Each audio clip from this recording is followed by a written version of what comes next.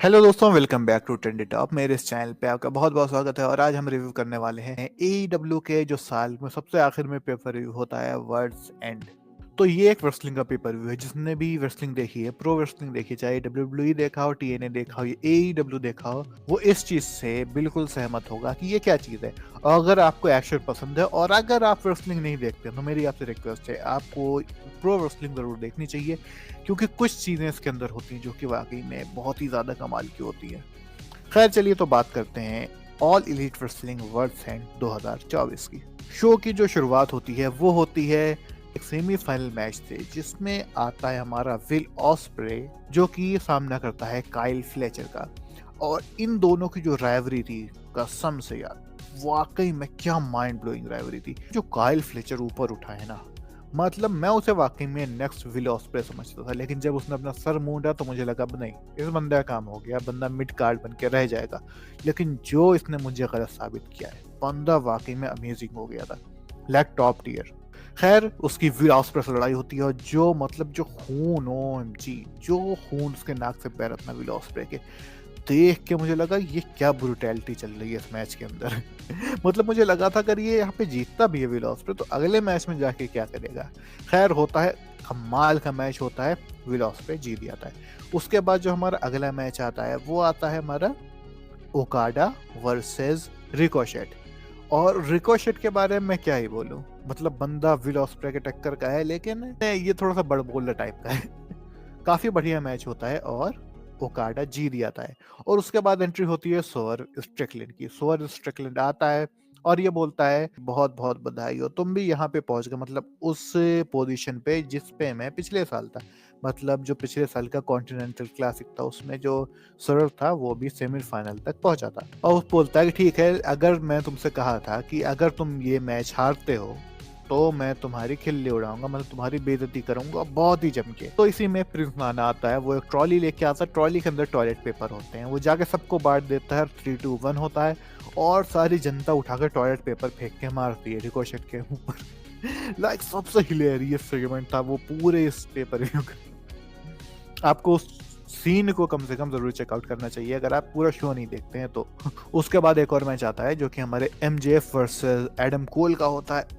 क्या बताऊं, mind blowing. इस मैच में जो फनी और जो क्रोनोलॉजी चलती है ना, कि बात करते करते लड़ रहे हैं, एक तरह से जो MJF का जो ह्यूमर आता है ना शो के अंदर, कमाल का। पूरे शो के अंदर एक विल ऑस्प्रे वाला मैच और ये वाला मैच मेरा सबसे ज्यादा फेवरेट था। ये होता नहीं कि उसकी डायमंड रिंग दांव पे लगी हुई और जो वो किंगडम को जो एक्टिंग करके भगाता है रिंग के बाहर। और मुझे लगा था कि ये एडम कोल जीतने वाला है, लेकिन MJF ने जीता तो बहुत ही बढ़िया हुआ, क्योंकि जो पूरी स्टोरी चल रही थी इनकी पिछले साल, तो उसमें MJF हीरो था और एडम कोल विलन था। तो ये देख के मुझे बहुत ही ज़्यादा खुशी हुई। और इसके बाद भी और भी बहुत बढ़िया बढ़िया मैच आए कमाल के, जैसे कि मर्सिडीज मोने वर्सेस क्रिस स्टैटलैंडर, और हमारी मराया में वर्सेस थंडर रोजा, कनोस्के तकेश्ता वर्सेस पावर हाउस हॉब्स। और फिर आता है हमारा कॉन्टिनेंटल क्लासिक का फिनाले, जिसमें हमको देखने को मिलता है कि एक तरफ हमारे ओकाडा है, दूसरी तरफ हमारे विल ऑस्प्रे। और जो जबरदस्त बैटल होती है यार, क्या बताऊं, बैक एंड फोर्थ ऐसा लग रहा था अब ये जीतने वाला है, अब ये जीतने वाला है, लेकिन ओकाडा जीत जाता है। लाइक वाकई में अमेजिंग। और उसके बाद एंट्री होती है हमारे कैनी ओमेगा की। कैनी ओमेगा वापस आ चुका है नया EVP बन के, जो कि मुझे बहुत ज़्यादा एक्साइट लगा, लेकिन बंदा काफ़ी दुबला लग रहा है, जो कि पता है कि उसका करियर ख़त्म हो चुका था इंजरी के बाद, अब आ चुका है, तो जहाँ तक है रिंग में भी वो लौटेगा। और इसमें आपने शायद नोटिस नहीं किया, लेकिन एक चीज़ टीएस की गई थी, ऑल इन टेक्सास। मतलब वो जब ओकाडा और जब कैनी ओमेगा आमने सामने आते हैं तो उनके पीछे लिखा होता है ऑल इन टेक्सास। मतलब आमने सामने, तो हो सकता है इन दोनों का मैच ऑल इन टेक्सास के अंदर हो। उसके बाद आता है हमारा फिनाले, और फिनाले में हमको देखने को मिलता है जो जॉन मॉक्सली होता है, अपनी AEW की वर्ल्ड जो टाइटल होती है वो डिफेंड करता होता है against hangman Adam page, switch blade J white and freshly squeezed orange Cassidy. कमाल का मैच होता है। स्टार्टिंग में तीनों मिलके मॉक्सली को कूट देते हैं।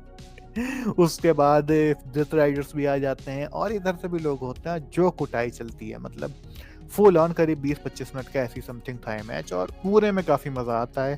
लेकिन इन दी एंड मॉक्सली जीत जाता है, जो कि मुझे लग रहा था कि हाँ हो सकता है, क्योंकि लग जाता है ना कि दूसरे लोग आपस में लड़े पड़े हैं तो यही जीतेगा। खैर मॉक्सली जीत गया था और उसके बाद एंट्री होती है रिंग के अंदर एफटीआर की और तभी म्यूजिक बजती है, मतलब एक नई टीम सामने आने वाली। तब पहले अंधेरा हुआ, फिर उस पर जो एफटीआर का लोगो था उसके ऊपर लिखा गया रेटेड, और जो एफटीआर का आर था वो एक अलग से चौकोर में बन के आया, मतलब है कि रेटेड आर एफटीआर आने वाली है। और तभी म्यूजिक बजती है और आता है हमारा एड जिसका नाम है एडम कोपलैंड, और वो रिंग के अंदर आते हैं, डेथ राइडर्स को मारते हैं, भगाते हैं और बढ़िया चल रहा होता है। मॉक्सली को स्पेयर भी पड़ जाती है और एड जो होता है मॉक्सली को किड भी बोल देता है कि तुम बच्ची हो, ये हो वो हो, ठीक है। क्रिश्चियन केज जो कि अपना कॉन्ट्रैक्ट लेके बैठा हुआ था, अपनी बारी का इंतजार कर रहा था, वो वहीं से भाग जाता है क्योंकि यहाँ पे एज भी था उसका दुश्मन और उसके अलावा डेथ राइडर्स भी मौजूद थे, तो वो घंटा कुछ नहीं कर सकता था यहाँ पे। तो वो काफ़ी महीनों से अपना जो कॉन्ट्रैक्ट है वो साथ में लिए जा रहा है। मुझे नहीं लगता है ज़िंदगी में कभी भी वो अपना कॉन्ट्रैक्ट को यूज़ कर पाएगा।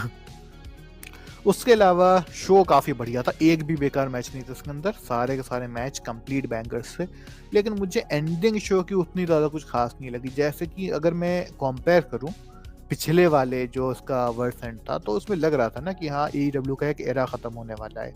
जैसे कि जो MJF था, आप भी इस बात से एग्री करेंगे कि पूरे साल में जो 2023 था उसमें MJF ने कंपनी को अपने पीठ पे रख के चलाया था। लेकिन वर्ल्ड चैंपियनशिप जो उसके ट्रिपल बी थी और MJF था वो फेस बन चुके थे AEW का। तो ये हुआ था कि MJF गया, MJF out, MJF is no more. सबको पता था कि उसको इंजरी हो चुकी है, अब वो बहुत टाइम तक ये कैमरे से ऑफ होने वाला है। तो मतलब AEW का वर्ड जो था वो एक तरह से एंड हुआ था। इतनी ज़्यादा इमोशनल एंडिंग थी पिछले वाले की, जो ऑडियंस में लोग बैठे थे वो तक रो रहे थे। अगर आप पॉज करके देखिए तो आपको साफ साफ दिखाई देगा, सबको इमोशनल करके छोड़ दिया था। लेकिन अब की वाले में ऐसा कुछ हुआ नहीं, मतलब एक रेगुलर पेपर व्यू की तरह लगा मुझे कि हुआ कि हाँ जो चैंपियन था उसने रिटेन कर लिया, एक नया बंदा आया है उसको चैलेंज कर रहा है, तो अगला जो पेपर व्यू होगा तो इन दोनों का मैच होगा। कुछ इस तरह से होता नहीं, इस तरह से लगा मुझे। जबकि इसमें मुझे लगता था किसी बड़े को लेके आना चाहिए था। शेन मैकमैन की बात हो रही थी कि वो आने वाला है, कुछ उस टाइप का करते हैं ना कि जो टीम AEW है ये पूरी तरह से हार चुकी है और इस तरह का कुछ। आपको ये बात तो पता ही होगी AEW never fail to disappoint, मतलब स्टोरी के मामले में, मैचेस के मामले में बहुत बढ़िया, लेकिन स्टोरी के मामले में इस पर कहीं भरोसा नहीं करना चाहिए क्योंकि स्टोरी बुरे से अचानक से अच्छी हो जाती है और अच्छे से अचानक कूड़ा हो जाती है। तो मतलब आपको लगता होगा, इसका एक एग्जाम्पल देता हूँ, जैसे कि डेथ राइडर्स जब आए थे तो हमको लग रहा था हाँ ये पूरा सब कुछ चेंज करने वाले हैं, मतलब मैनेजमेंट चेंज करेंगे, मतलब सब कुछ बदल कर, यहाँ तक कि जो EVP थे वो भी छोड़ के भाग गए थे। मतलब ये शेन मैकमैन या किसी ऐसे बंदे को या डेथ राइडर्स के अंदर ही का किसी बंदे को कि उन्होंने मतलब AEW के ऊपर कंट्रोल नहीं किया। कैनी ओमेगा वापस आ गया, मतलब जो पुरानी मैनेजमेंट थी वही जाके वापस आ गई, तो मतलब फायदा क्या हुआ इसका। ये बस एक के जो मैनेजर्स बने जा रहे थे, मैनेजर्स बनने की जगह सिर्फ एक गुंडा पार्टी हो गई है जो कि जाती है तो लड़ती वड़ती है, लोगों को मारती मोरती है, और पता नहीं किस खुशी में चैंपियनशिप को एक बक्से में बंद करके रखा है, पता नहीं क्या करने वाले हैं, कोई समझ में ही नहीं आ रहा। मुझे नहीं लग रहा कि इसकी स्टोरी लाइन का भी कोई फ्यूचर होने वाला है।